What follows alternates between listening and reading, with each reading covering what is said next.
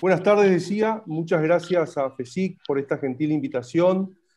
que me hacen. La verdad que conozco la Fundación hace un par de años. Hemos trabajado también con la Fundación en Chaco y en Corrientes, fundamentalmente para promover el programa Chaco Indiferencia. Su trabajo realmente es trascendente, muy relevante. Y voy a conectar con algo que quiero decir en la última parte de mi exposición, a ver si puedo explicar por qué es para mí tan trascendente el trabajo que realiza FESIC. Como el tiempo es breve y el tema es absolutamente extenso, seguramente es imposible abarcarlo en 15, 20 minutos. Yo lo que voy a hacer es una especie de pretendida visita guiada a los temas que me han dado. Voy a hablar de la primera parte de la Constitución, que son los derechos. Voy a pasar muy rápidamente seguramente algunas filminas, pero mi intención también es dejar este material como una especie de guía para los docentes, una guía que seguramente ellos van a mejorar mucho más, porque también esa es una enseñanza que nosotros como docentes universitarios tenemos mucho que aprender de la práctica docente de nuestros, con mucho orgullo lo digo, o con pretensión de orgullo, nuestros docentes de los niveles que nos preceden en el intento de formación de las personas. Entonces, voy a empezar hablando de algo que es muy básico, pero que siempre hay que resaltar, que la Constitución Nacional es una norma jurídica, más allá de que también pueda ser un pacto fundacional, un acuerdo entre iguales, un contrato de nuestra sociedad. Lo cierto es que básicamente es una norma jurídica y eso la perfila como una norma de alcance general, imperativa y obligatoria. Siempre tenemos que tener en cuenta esto. La Constitución no es un catálogo de ilusiones, no es simplemente una declaración política. La Constitución es norma jurídica y como tal tiene fuerza normativa, esto es aptitud para arreglar las conductas de las personas y fundamentalmente del poder estatal al que va dirigida gran parte de sus normas. Esa supremacía de la Constitución, ese carácter de norma suprema de la Constitución, se encuentra en algunos artículos básicamente, 31, 27, 28, 75, inciso 22, la estructura básica de la supremacía de la Constitución. Otra norma fundamental, otro carácter fundamental de la Constitución que acompaña esta supremacía es que la Constitución no puede ser tocada por el poder constituido, por los poderes constituidos, esto es, por el Poder Ejecutivo, Legislativo y Judicial que la Constitución crea e instituye, sino que solamente puede ser tocada, reformada por el procedimiento y mediante el órgano que la propia Constitución establece e instituye. Eso es el poder constituyente reformador, que está regulado en el artículo 30 de la Constitución. Y un tercer elemento fundamental destinado a garantizar esta supremacía, este carácter de norma fundante de todo el orden jurídico y que pretende regular nuestras conductas de la Constitución, es que las desviaciones eventuales de esa supremacía, los incumplimientos de la Constitución, son revisados y deben ser revisados por el Poder Judicial. Eso es lo que llamamos el control judicial de constitucionalidad, que en nuestro sistema está a cargo de todos los jueces, de todos los fueros de provincias, federal. Solamente la distribución de las intervenciones de esos jueces dependen de reglas que distribuyen la competencia, pero en definitiva todos tienen atribuida esta competencia de control de constitucionalidad. La Constitución está dividida en partes de algún modo. Empieza con un preámbulo, esto con una introducción, luego la primera parte abarca las llamadas declaraciones de derechos y garantías,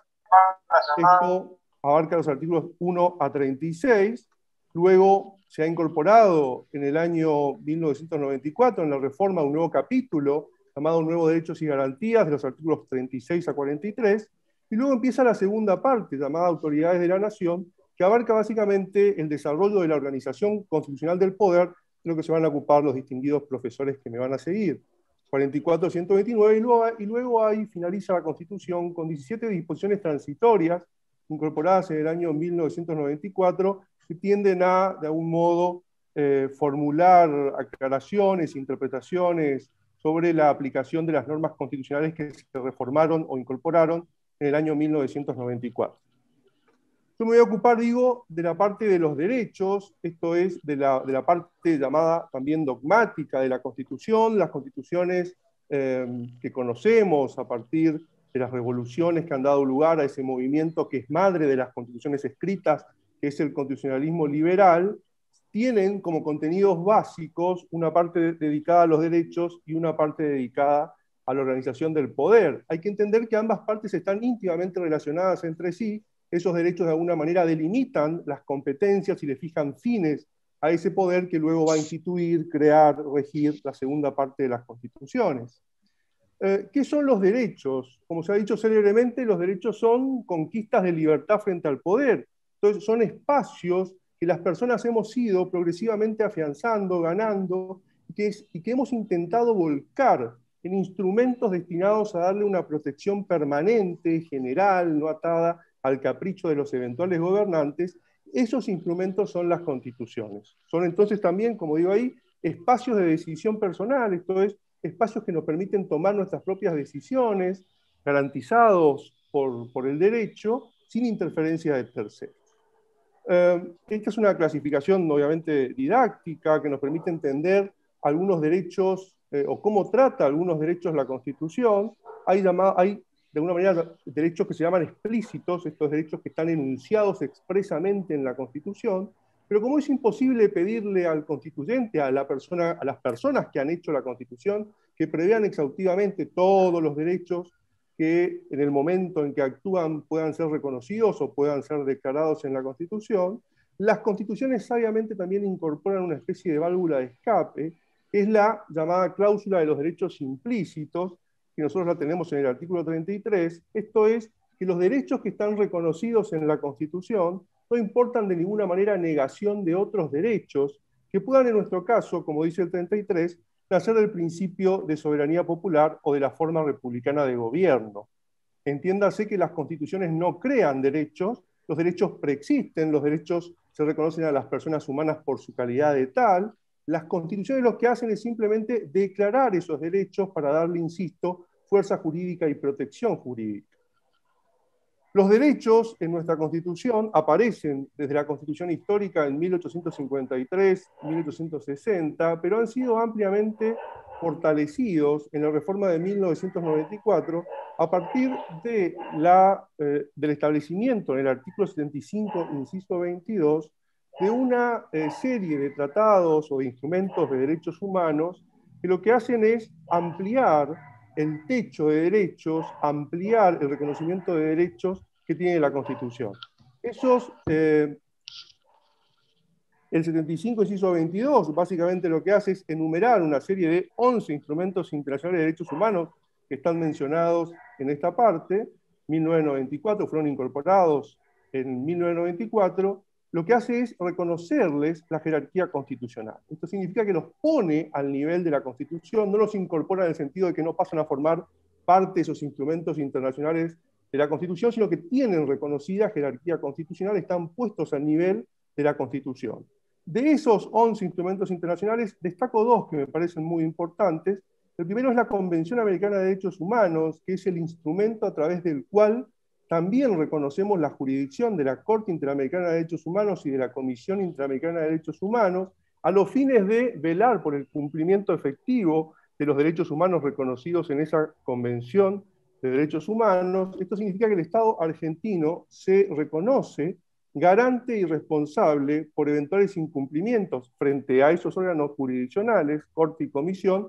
por los incumplimientos de esos derechos reconocidos en esa convención. Y el segundo, que no puede estar ausente cuando hablamos de personas que en definitiva forman a los destinatarios de esa convención, es la Convención sobre los Derechos del Niño. Pensemos que todos los derechos de los que yo voy a hablar hoy tienen un correlato en esos instrumentos internacionales de derechos humanos que de alguna manera focalizan en sectores determinados la protección jurídica de acuerdo claramente a sus particularidades. Pues bien, la Convención de los Derechos del Niño es una constitución de los niños, las niñas y los adolescentes. Esto significa que se ocupa de reconocerles con garantía, con jerarquía suprema, derechos que son considerados esenciales para ese grupo de personas humanas, niños, niñas y adolescentes.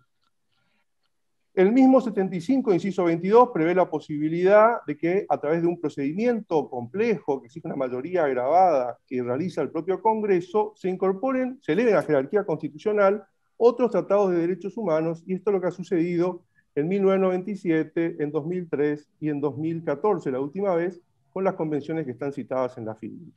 Esto significa que, insisto, yo voy a nombrar ahora muy rápidamente los derechos que la Constitución histórica y la Constitución reformada progresivamente ha ido incorporando en su articulado, pero lo que hay que multiplicarlos por los derechos humanos que están reconocidos en estos instrumentos de derechos humanos y que tienen la misma jerarquía que la Constitución. Esto es la misma jerarquía, al mismo nivel que los derechos que son expresamente reconocidos en la primera parte de la Constitución. Estos derechos humanos se entienden, como dice el 75, inciso 22, de manera complementaria a esos derechos. Y fíjense, pienso yo que a esta altura, con estos instrumentos de derechos humanos que tienen rango constitucional, no tenemos un derecho reconocido a la persona humana en nuestro país que no tenga rango supremo, esto es, que no tenga rango constitucional. Los derechos, a ver, este es ustedes van a entender muy bien, una forma, digamos, didáctica de presentar cómo los derechos han ido evolucionando en la historia y cómo ha ido progresivamente la Constitución recogiéndolos. Para eso se usa un esquema de generaciones, esto es, hablar de cuándo los derechos han ido apareciendo. Esta teoría esta presentación de los derechos en generaciones, insisto, a los fines didácticos, no tiene efecto jurídico. Esto se explica porque claramente un derecho nace en un determinado contexto, los derechos están íntimamente vinculados con un contexto social, político, económico y cultural. Esto significa que responde a un momento dado donde alcanzamos que ese derecho cristalice en la Constitución porque lo entendemos fundamental para la protección de la persona humana, pero nunca hay que perder de vista que todos los derechos están interconectados y son indivisibles. Estos son principios de los derechos humanos, esto es, los derechos son considerados indivisibles en el sentido de que no podemos dividir a la persona humana y simplemente reconocerle derechos civiles y no derechos sociales. Todos los derechos se gozan por la persona humana en tanto persona humana. Y lo segundo es que todos esos derechos están interconectados, son interdependientes, esto es, se necesitan recíprocamente para poder existir, gozar y desarrollarse. En la primera generación de derechos entonces, y esto coincide con un momento inicial del constitucionalismo, que es el constitucionalismo llamado clásico, liberal, la primera etapa, la etapa que en definitiva va a sentar las bases que va a permitir el desarrollo posterior luego del constitucionalismo, ese constitucionalismo que va a vencer al absolutismo del Estado, es lo que tiene detrás. Esa primera generación se caracteriza por reconocer, por instituir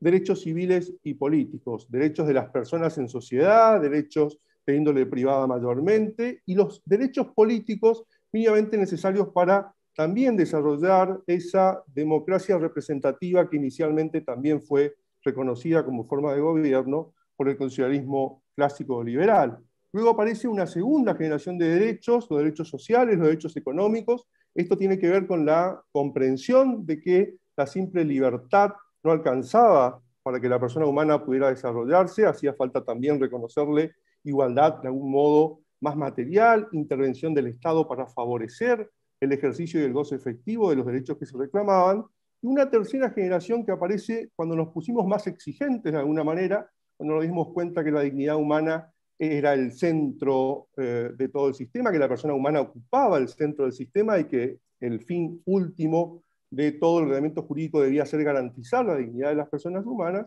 Aparecen así entonces los derechos colectivos, los derechos del medio ambiente, usuarios, consumidores, desarrollo humano.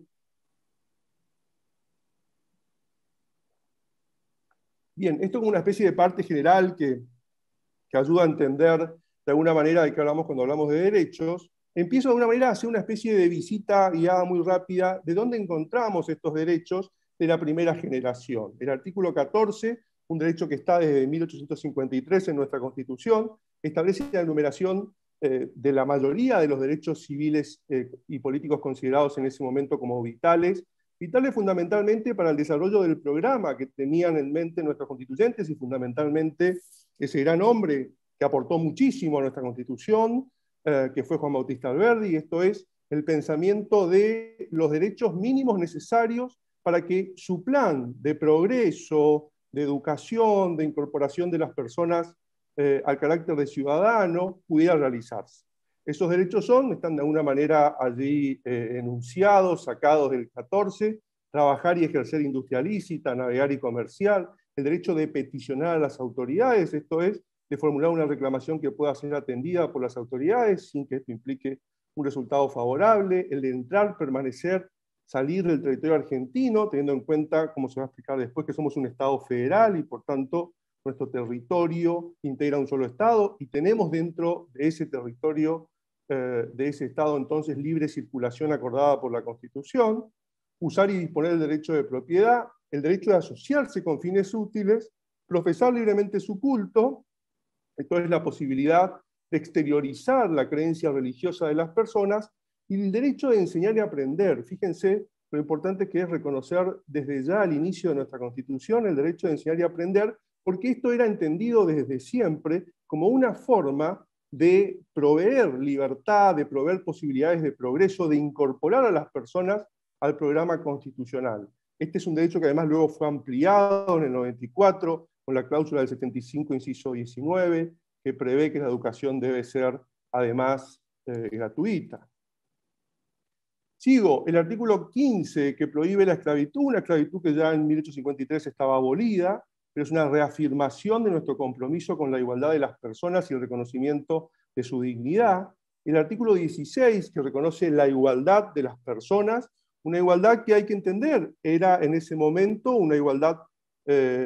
formal, una igualdad jurídica, una igualdad de las personas ante la ley, lo cual era muchísimo ya para esa época, que la ley no pudiera hacer distinciones fundadas en prerrogativas de sangre, fueros personales, títulos de nobleza, esto es, la exigencia del igual tratamiento por la ley en iguales circunstancias, como ha dicho muchas veces nuestra Corte, la exigencia además de que la idoneidad sea, en virtud de esta igualdad, el único requisito para acceder a los empleos públicos, la igualdad tributaria, entendida en este caso como una especie de la legalidad, esto es que la ley tributaria también trate por igual a las personas que alcanza, y la igualdad entre las cargas públicas, esto es, la imposibilidad de exigir a unas personas determinadas cargas que no se exigen a otras. ¿Sí? O por lo menos, y en todos los casos, que las distinciones que se puedan hacer, que es posible hacerlos, que las categorías que se introduzcan para tratar desde la ley de manera diferente a las personas, sea razonable, esto es, no esté fundada en un motivo arbitrario, en algunos motivos que se consideran especialmente prohibidos por la ley,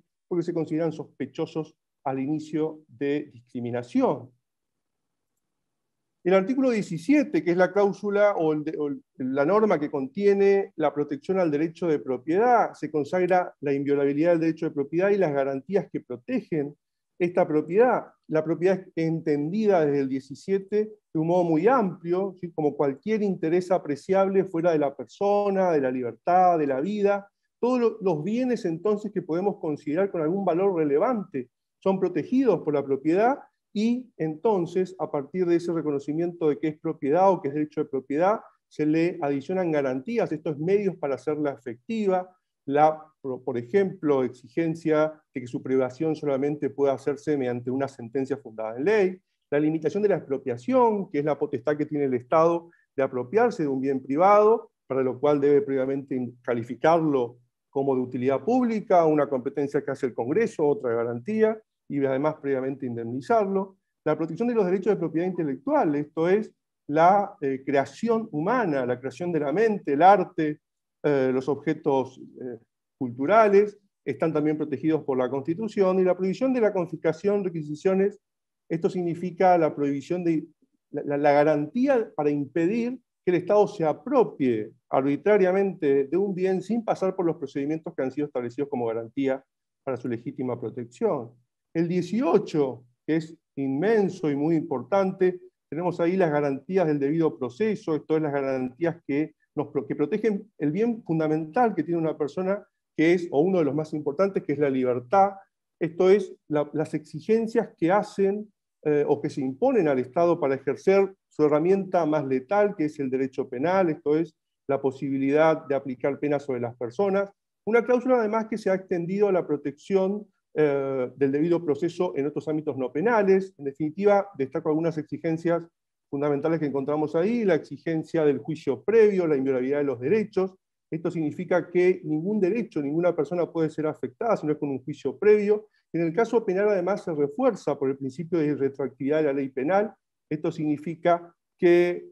la ley que establece una conducta como delito y le atribuye una pena debe estar establecida con anterioridad al hecho que luego o posteriormente intente ser alcanzado por esa norma. La exigencia del juez natural, esto es, el juez creado de acuerdo a la Constitución y por la ley. La prohibición de establecer comisiones especiales, esto es, jueces especiales para juzgar a determinadas personas, la inviolabilidad del domicilio y la correspondencia, otras garantías que están también en el artículo 18. El 19, que establece el derecho a la privacidad y a la intimidad, esto significa el derecho a poder actuar en el marco de la privacidad sin interferencia de terceros, el derecho también a ser dejado a solas, eso es el derecho a intimidad, esto es a definir qué es lo que quiero que se conozca de mis decisiones personales, la autonomía personal entendida como el derecho a poder decidir mi biografía sin interferencia del Estado, con el único límite que es posible establecer, que es el del daño a una persona, a un tercero, y también en su última parte el principio de legalidad, esto es la exigencia de que las únicas interferencias o restricciones válidas a los derechos o a la autonomía, a la privacidad, a la intimidad, debe hacerse por ley emanada del Congreso. El artículo 20, que extiende todos estos derechos civiles de alguna manera enuncia a los extranjeros, muy generosa ha sido desde el inicio de nuestra Constitución con los extranjeros, porque había además un